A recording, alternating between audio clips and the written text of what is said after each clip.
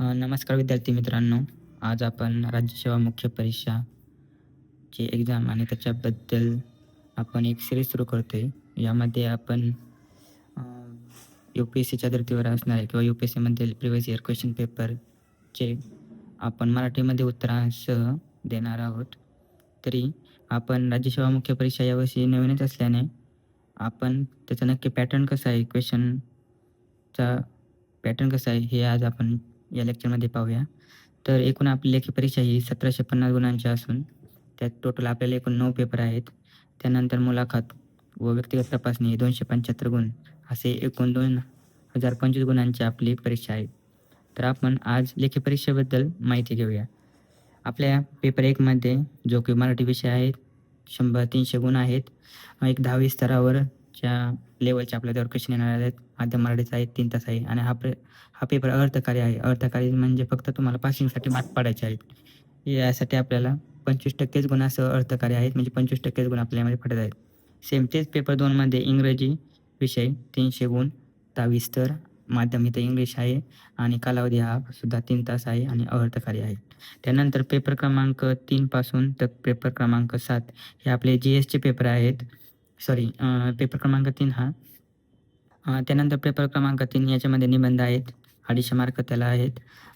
याचा स्तर पदवी आहे.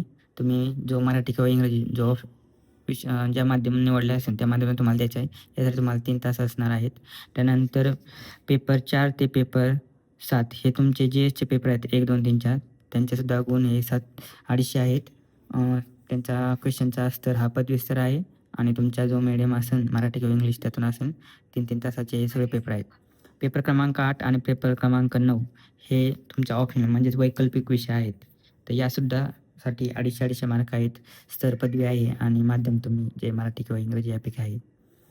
तर आपण नक्की या प्रत्येक प्रश्नामध्ये प्रश्नांचं जे आपल्याला आयोगाने दिलेलं आहे की कोणता प्रश्न किती मार्काचा वगैरे त्याच्याबद्दल माहिती घेऊया. तर जो आपला पहिला पेपर आहे मराठी भाषा अर्थकारी पेपर, त्याचं माध्यम मराठीचं असणार आहे. इथं काय आपला ऑप्शनल नाही आहे. एकूण गुण 300, कालावधी 3 तास आहेत. तर याच्यामध्ये आयोगाने आपल्याला ठळक अशा काही सूचना दिल्या आहेत. त्यापैकी काय शब्दसंख्येची मर्यादा आणि संख्येपेक्षा जास्त अथवा कमी शब्दात उत्तर लिहिलेले असल्यास गुण कमी केले जातील. त्यामुळे लक्षात ठेवा, आपल्या जेवढ्या शब्दांनी सांगितले तेवढ्या शब्दातच आपल्याला उत्तर लिहायचं आहे. तर या पहिल्या पेपरमध्ये मराठी भाषेचा आपल्याला निबंध विचारलेला आहे त्यांनी 100 मार्क्सचा. परीक्षेचे त्याचे आकलन आहे 60 मार्काचे. सारांश लेखन 60 मार्क.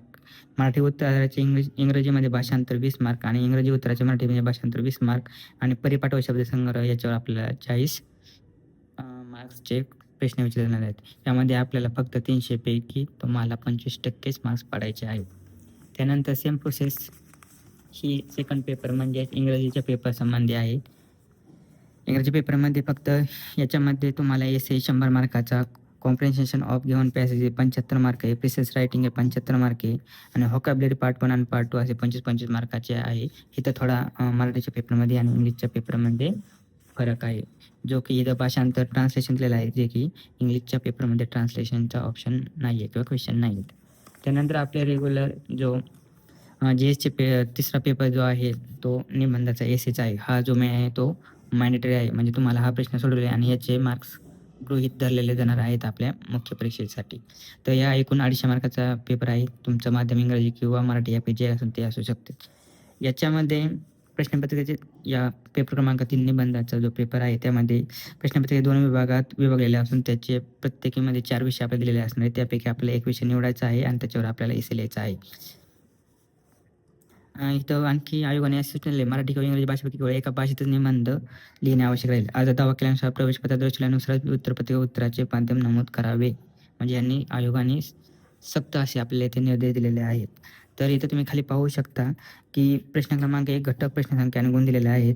तो वर सांगितल्याप्रमाणे सेक्शन ए आणि सेक्शन बी असे 2 भाग या प्रश्नपत्रिकेचे आहेत. त्यामध्ये 1, 2, 3, 4 आणि 5, 6, 7 म्हणजे 4-4 विषय प्रत्येक पार्ट 1, सेक्शन 1 आणि सेक्शन ए आणि सेक्शन बी मध्ये दिले आहेत. त्यापैकी आपल्याला एकच निबंध लिहायचा आहे, जो की 125 मार्कला 125 मार्कला आहेत. म्हणजे आपल्याला पेपर 3 मध्ये जो कंपल्सरी आहे याच्यामध्ये आपल्याला 2 एसे लिहिणे हे आवश्यक आहे.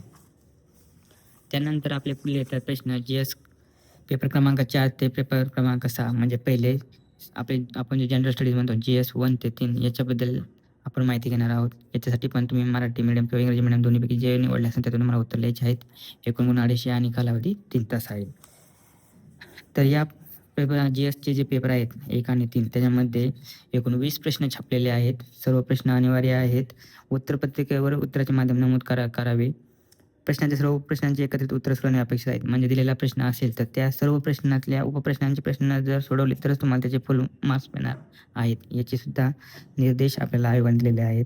प्रश्न क्रमांक 1 ते 10 ची उत्तरे 150 शब्दामध्ये तर प्रश्न क्रमांक 11 ते 20 ची उत्तरे 250 शब्दामध्ये असावीत. याचा सुद्धा आयोगाने आपल्याला इथं नमूद केलेला आहे. तसेच प्रश्नांतर शब्दामध्ये लक्षात घ्या, तुम्हाला मी अगोदर बोललेलं आहे की शब्दांची मर्यादा आपल्याला इथे पाळावी लागणार आहे.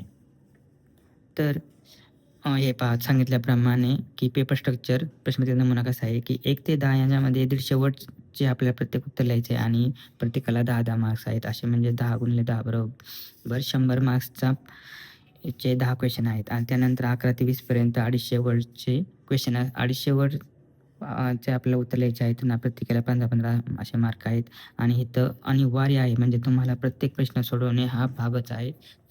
तरच तुम्हाला त्यातून प्रत्येक ह्याच्यातून गुण मिळणार आहे. तर तुम्हाला ऑप्शनल नाही आहे किंवा एक्स्ट्रा एखादा क्वेश्चन दिला गेलेला नाही. तर यापुढे पाहूया आपण आता पेपर क्रमांक 7 म्हणजेच GS 4. GS 4ला सुद्धा सेम मराठी इंग्रजी आहे. गुण 250 3 तास आहेत. याच्यामध्ये GSच्या पहिल्या 3 पेपरमध्ये आणि ह्या पेपरच्या स्ट्रक्चरमध्ये थोडासा फरक आहे. तर हा पेपरसुद्धा भाग आणि म्हणजे विभाग आणि विभाग 2मध्ये असा केलेला आहे, डिवाईड केलेला आहे. सर्व प्रश्न अनिवार्य आहे त्याच्यामध्ये. बाकी सगळीकडे सेमच आहे. फक्त इथं पहा प्रश्न क्रमांक च्या उपप्रश्नांचे प्रत्येकी मला एक आपण पूर्ण ओपनच करून घेऊया म्हणजे समजण्यास आपल्याला सोपं जाईल. प्रश्न क्रमांक 1 च्या उपप्रश्नांचे प्रत्येकी 300 शब्दामध्ये, प्रश्न क्रमांक 1 व प्रश्न क्रमांक 2 ते 6च्या उपप्रश्न उत्तर 150 शब्दामध्ये तर उपप्रश्न क्रमांक 7 ते 12चे उत्तर 800 शब्दामध्ये असेल. लिहिलं मी इथं पूर्ण एकदम सिम्पल वर्डमध्ये याच्यामध्येच मी लिहून घेतलेला आहे. तर हा आपला आहे प्रश्न क्रमांक 1. त्याच्यामध्ये सब क्वेश्चन आहे ए. त्याच्यामध्ये सुद्धा 5 क्वेश्चन असणार आहेत. त्या प्रत्येक 5 प्रश्नाची उत्तरं आपल्याला 300 शब्दामध्ये लिहायच्यात. त्यामुळे त्याला प्रत्येकाला 300 शब्दामध्ये 5 म्हणजे 1 2 किती 150 शब्द लिहायचे किंवा 5 प्रश्नांचे किती होतात 150 शब्द होतात. त्यामुळे प्रत्येक प्रश्नाचे आपण उत्तर 30 शब्दामध्ये दिले पाहिजे. नंतर बी आणि सी 1 मधलं बी आणि सी याचं सुद्धा आपल्याला 150 शब्दामध्ये उत्तर द्यायचं आहे. प्रश्न 2 ते प्रश्न 6 पर्यंत मग प्रत्येक प्रश्नाचं उत्तर आपल्याला 150 शब्दामध्ये द्यायचं. त्यामध्ये ए आणि बी असा पार्ट असला तरी प्रत्येकाचं उत्तर 150 शब्दाचं द्यायचं आहे. नंतर सेक्शन बीमध्ये आपल्याला 7 ते 12 असे प्रश्न असणार आहेत आणि प्रत्येकाला तुम्हाला प्रत्येक क्वेश्चनचं उत्तर हा 2-250 शब्दामध्ये किंवा वर्डमध्ये लिहायचं आहे आणि प्रत्येकाला 20-20 मार्क आहेत. इथं केस स्टडी ॲज पर सिलेबस इथं तुम्हाला केस स्टडीबद्दल तुम्हाला प्रश्न विचारले जाणार आहेत. त्यानंतर आपण पुढचे पेपर म्हणजे आपला जे ऑप्शनल सब्जेक्ट आहेत त्याच्याबद्दल ते माहिती दिलेली आहे. ऑप्शनल सब्जेक्टमध्ये एकूण 8 प्रश्न असून ते 2 विभागात विभागलेले आहेत. तर ऑप्शनलमध्ये प्रत्येक प्रश्नामध्ये एकूण 8 प्रश्न आहेत. त्यांची सुद्धा विभागाने 2 विभागात केलेले आहे.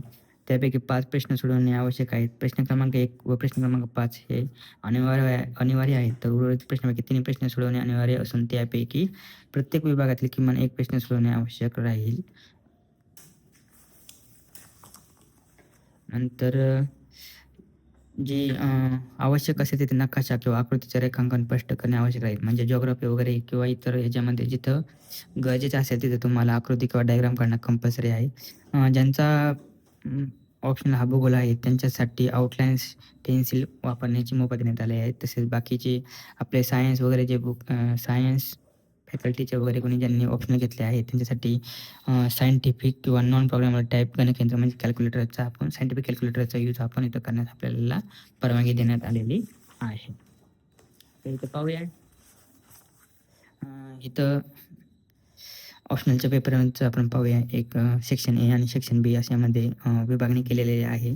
तर याच्यामध्ये क्वेश्चन नंबर 1 पासून ते क्वेश्चन नंबर 5 पर्यंत हे आपल्याला कंपल्सरीने सोडवणे आहे म्हणजे आहेच. तर क्वेश्चन 1 मध्ये 5 उपप्रश्न दिलेले आहेत जे की प्रत्येकाला 10-10 मार्काचे आहेत.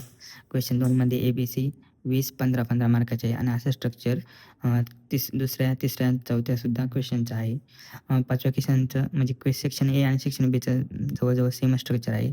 त्यापैकी प्रश्न क्रमांक 6 आणि प्रश्न क्रमांक 8 तीनपैकी विभागातील मिनिमम एक प्रश्न हा सोडवणेच आहे, असं ही पूर्ण आयोगाने तसंच नमूद केलेलं आहे.